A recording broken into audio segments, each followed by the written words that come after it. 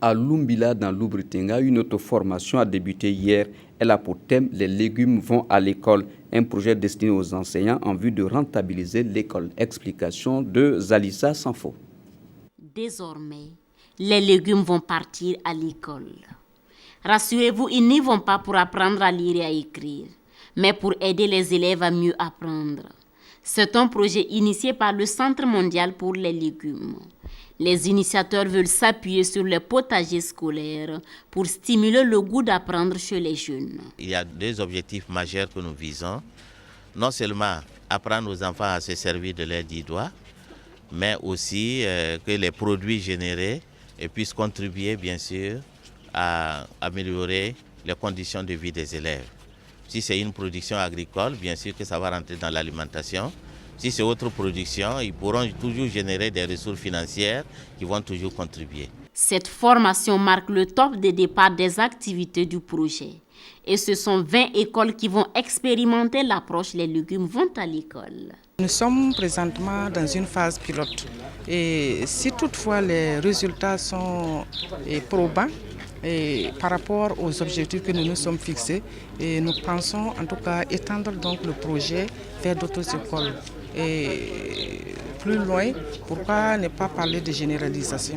En tout cas, c'est ce que nous visons. En 4 jours d'échange, ces enseignants devraient pouvoir s'approprier le concept et œuvrer pour son implantation dans leurs écoles respectives. Le projet Les légumes vont à l'école est financé par la Chine-Taïwan et va durer 7 ans.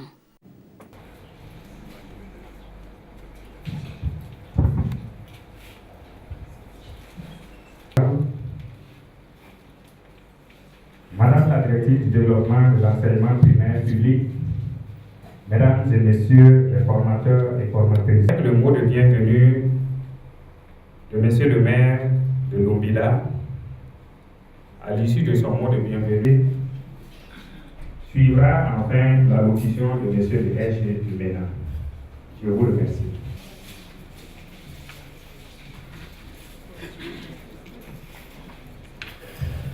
Bienvenue de Monsieur le maire. Il y aura donc le mot du représentant, donc Monsieur le maire pour son mot de bienvenue. Donc le préfet.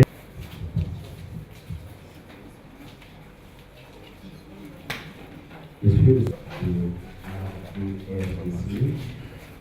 le directeur général de l'enseignement de base, Lumbila, Mesdames et Messieurs les directeurs et chefs de service, chers participants,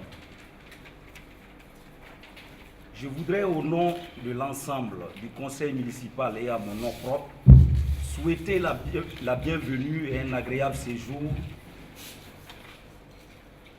Cette action qui a pour but de doter les différentes activités, j'exprime toute ma profonde gratitude aux plus hautes autorités pour le choix porté sur l'invitation de Lumbila par envoi. On dit grandement merci et vous souhaite un agréable séjour. Encore un banc pour Monsieur le préfet pour ce moment de bienvenue. Merci beaucoup, Monsieur le préfet. À présent, nous allons inviter les chefs de projet. Merci bien. Monsieur le secrétaire général de l'Éducation nationale et des régionaux de l'Éducation nationale et de l'alphabétisation du centre-ouest et du plateau central, Monsieur les directeurs régionaux de l'agriculture et de la sécurité alimentaire du centre-ouest et du plateau central, et chers participants. Après le mot de bienvenue prononcé par Monsieur le président à l'œuvre du projet et à mon nom propre, pour vous dire merci pour cette grande mobilisation autour de l'importance que vous apportez à la question de la promotion de la santé des élèves.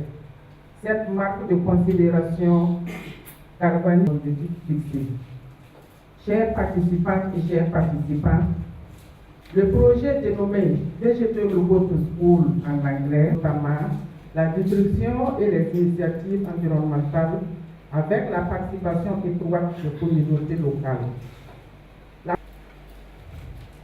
Aussi bien sur le plan institutionnel. C'est pourquoi la mobilisation de tous les acteurs soucieux du bien-être des enfants et sanitaire. Vegetable Go to School est en expérimentation d'acide. La Faso est le seul pays francophone dans le groupe. Ce choix représente l'implantation du projet se justifie par le fait que la malnutrition est l'un des problèmes de santé les plus graves dans le monde qui affecte surtout les économiques. Le projet couvrira une période de 8 ans pour compter de 2014-2015, 10 écoles dans les régions du centre-ouest et du plateau central expérimenteront le projet avec à leur côté 10 autres écoles qui serviront de contrôle. La collecte des données sur les écoles et les élèves dès le mois d'octobre. Ce travail complexe de formation est justement organisé à leur intention pour leur donner les compétences nécessaires à la mise en œuvre des actions des fruits et légumes faits par les élèves. Il développera une composante de recherche en rapport avec l'approche basée sur les jardins scolaires, améliore la nutrition chez les écoliers grâce à une plus grande diversité alimentaire et à une sensibilisation sur la nutrition. Le dispositif d'environnement de diffusion, ce qui facilitera le suivi du projet et permettra un accès facile aux données à tous les partenaires. En général, de par ma petite voix, de saisir cette opportunité qui m'est offerte. Formation positive des habitudes alimentaires pour une meilleure nutrition, en commençant par les plus jeunes, dont les facultés cognitives peuvent trop souvent, hélas, souffrir de restrictions imposées par des déficiences minérales et des avitaminoses. Nous faisons le postulat que ces carences et avitaminoses pourraient relativement facilement être combattues par une alimentation diversifiée. Monsieur le directeur général de l'ENEF de Louvila, mesdames et messieurs, du moins, messieurs les directeurs régionaux de l'éducation nationale et de l'alphabétisation du centre-est, nord du centre-ouest et du plateau central, messieurs les directeurs régionaux de l'agriculture et de la sécurité alimentaire du centre-ouest et du plateau central, madame la directrice du développement de l'enseignement primaire public. Toi, tu as commencé, non? Non, je préfère que ce soit vous allez interviewer la directrice, la chef de projet, c'est mieux. Ne vous inquiétez pas pour moi, ça va aller. Non, c'est la même chose. D'ailleurs, ici, il n'a pas la même chose avec le chef de projet. On va demander l'initiative. Pourquoi est-ce qu'ils ont mis ce projet en place? Mais quel est l'apport? D'accord, ok, d'accord.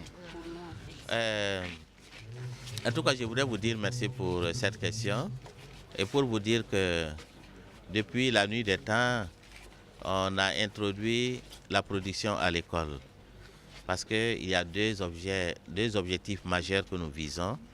Non seulement apprendre aux enfants à se servir de leurs 10 doigts, mais aussi que les produits générés puissent contribuer bien sûr à améliorer les conditions de vie des élèves. Si c'est une production agricole, bien sûr que ça va rentrer dans l'alimentation. Si c'est autre production, ils pourront toujours générer des ressources financières qui vont toujours contribuer. Donc, le projet que nous sommes en train de mettre en place, à savoir le projet jardin scolaire, comme ils l'ont dit, c'est végétable, go to school.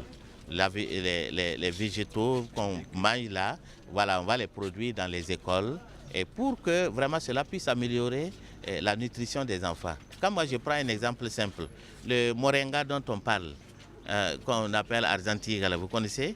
Mais c'est un arbre très riche. À supposer que dans toutes les écoles, on plante suffisamment cet arbre, on l'entretienne et qu'on récolte les feuilles et qu'on fasse le couscous avec, vous voyez comment nos enfants vont être richement, je ne sais pas, en tout cas ils seront très bien dans leur corps. Donc c'est ce qui a motivé la mise en place de ce projet-là avec notre partenaire de Chine-Taïwan. Donc vous pensez que le concept les légumes vont à l'école va améliorer vraiment les résultats scolaires des enfants? Mais bien sûr, si on est en bonne santé, je crois qu'on apprend plus aisément. Et comme on l'a dit, que ventre cloué n'a point d'oreille, et quand on est encore malade, c'est pire. Donc je crois que si nous arrivons en tout cas à avoir ces légumes à l'école, améliorer la santé des élèves, la qualité aussi va s'améliorer automatiquement. Voilà.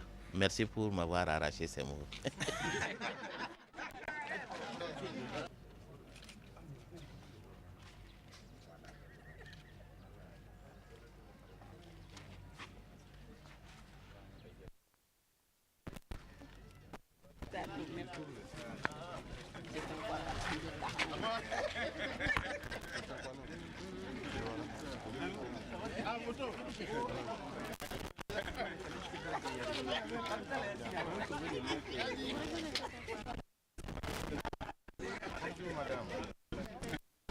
On voulait vous arracher quelques mots, on veut savoir. Vous m'arrachez vraiment les mots, ce ne serait pas à moi de dire pourquoi ce projet existe. Nous ne sommes qu'un facilitateur dans l'acquisition de financement et l'encadrement technique de l'équipe nationale ici, qui est vraiment celle qui est au four et au moulin. Elle nous a convaincus de la nécessité d'avoir un programme scientifique qui permette de vérifier que la mise en œuvre de jardins potagers au niveau des écoles pour améliorer le quotidien alimentaire de nos enfants pourrait aussi contribuer à améliorer leurs facultés d'apprentissage et donc de garantir la réussite scolaire en bout de chaîne. Vous savez donc qu'avec ce genre de postulat, nous ne pouvions pas rester insensibles et donc nous avons choisi d'accompagner le projet. Est-ce que vous pouvez nous expliquer un peu le concept des légumes vont à l'école? Très simple. Quand les enfants vont à l'école, ils se retrouvent dans une situation où quelquefois ils n'ont pas suffisamment à manger et donc ils ne peuvent pas apprendre.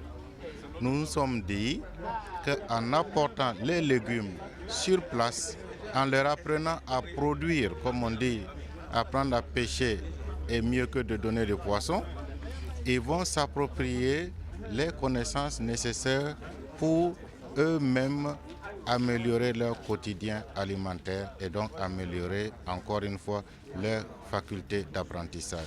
Voilà le concept, comme je vous l'ai dit, il est tout simple. Maintenant, il s'agit de pouvoir démontrer scientifiquement que si l'on fait ce que je viens de vous décrire, on aura effectivement une amélioration des facultés d'apprentissage. Pourquoi le choix des légumes donc alors? Les légumes sont très riches. Nous avons tous grandi en mangeant ces légumes, surtout les légumes traditionnels comme le bourbaka, comme le gombo, etc., etc. Ils sont tellement importants dans notre alimentation au quotidien et très peu de gens s'en occupent en réalité parce qu'on estime qu'elles s'occupent d'elles-mêmes. Or, ce n'est pas exactement le cas. Quand vous regardez sur le marché, vous avez des produits qui sont très beaux, mais qui ont peut-être été maltraités avec des traitements chimiques et qui vont se retrouver sur la table du consommateur et peut-être les empoisonner petit à petit. Nous pensons qu'en apprenant à nos enfants comment produire dans de bonnes conditions, nous allons résoudre aussi ce problème de santé publique. Voilà donc. Je vous remercie.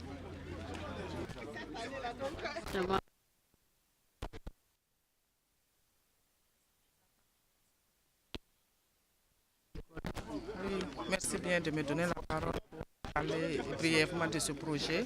Et ce projet a un double objectif. Il s'agit pour nous d'abord d'améliorer la situation nutritionnelle des élèves au niveau des écoles pilotes et aussi partir de ce projet, de l'implantation des jardins scolaires pour améliorer le rendement des élèves au niveau des écoles. C'est le double but que nous poursuivons à travers la mise en œuvre de ce projet. Est-ce qu'au-delà des écoles pilotes, là, vous comptez en tout cas redoubler encore d'autres écoles? Vous comptez encore mettre d'autres écoles en appui? Oui, merci bien. Et nous sommes présentement dans une phase pilote. Et si toutefois les résultats sont probants par rapport aux objectifs que nous nous sommes fixés, et nous pensons en tout cas étendre donc le projet vers d'autres écoles. Et plus loin, pourquoi ne pas parler de généralisation? En tout cas, c'est ce que nous visons avec l'implantation de ce projet.